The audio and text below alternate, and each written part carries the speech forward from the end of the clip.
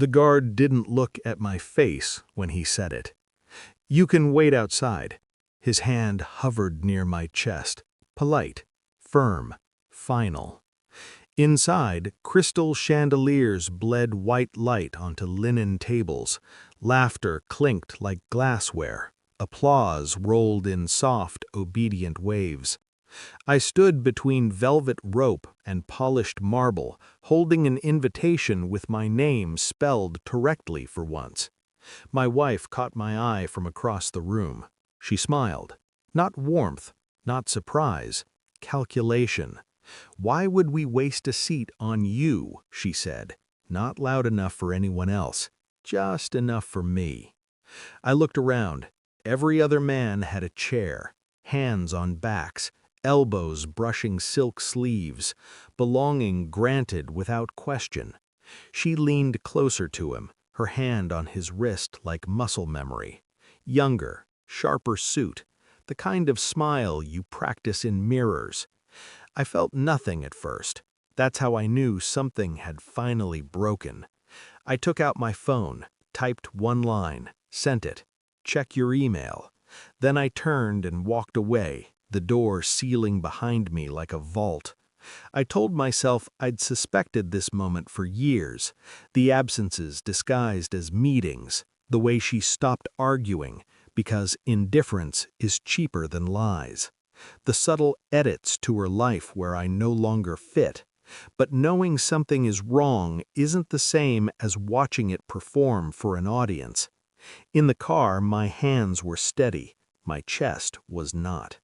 I remembered when she used to rehearse presentations in front of me, when success felt shared, when love didn't require witnesses. Now it needed applause. I didn't cry, I didn't shout, I didn't call her name into the dark. I called the past instead, pulled at threads, replayed scenes with new lighting.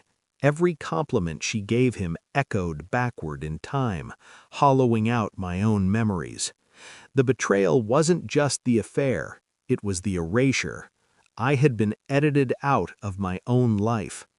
I didn't confront her, I audited. Phone records first, then calendars, then patterns. You can learn a lot by noticing what people stop mentioning. I watched her like a stranger watches a city, without expectation, without mercy. I ordered tests, requested files, forwarded emails to myself from accounts she forgot I knew. The truth arrived slowly, like ice forming, silent, inevitable. Meanwhile, I smiled, attended dinners, paid bills, let her speak over me, let her feel tall. Inside, I was building something colder. The CEO replied before dessert was served that night. So did legal, so did the board. By the time applause peaked for her award, the room was already collapsing. It just didn't know it yet. The results came in on a Tuesday. I printed them, placed them in a folder, waited. When she came home, I handed it to her without a word. She laughed at first, then she read. Her mouth opened, closed, opened again, like she was learning a new language with no vowels. The man from the ceremony stopped texting. Her phone buzzed with messages she couldn't answer. I didn't raise my voice. I didn't ask questions. I already had the answers. "You knew?" she whispered. I nodded once. That was all she got. The real revenge wasn't the exposure. It was the timing. The CEO called me while she was still standing there, papers shaking in her hands. The VP ran out of the ballroom mid-speech. Awards were paused. Whispers spread faster than fire alarms. Later that week, my phone rang. "If you want to join Thanksgiving," my daughter-in-law shouted, loud enough to perform, "come wash the dishes." I let the silence stretch. Then I sent her the photos.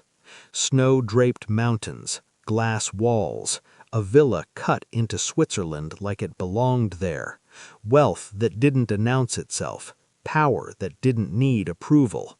My phone rang 71 times. I didn't answer. I crushed the greedy shrew without touching her, without shouting, without pleading for dignity. I let them see it instead. The truth has weight. When it drops, it breaks bones you didn't know you were standing on. Now I wake up without checking who I am to anyone else. I walk through rooms that don't question my presence. I don't attend ceremonies. I don't need a seat. The last thing I felt for her wasn't hate. It was relief. And that, I've learned, is the most final emotion of all.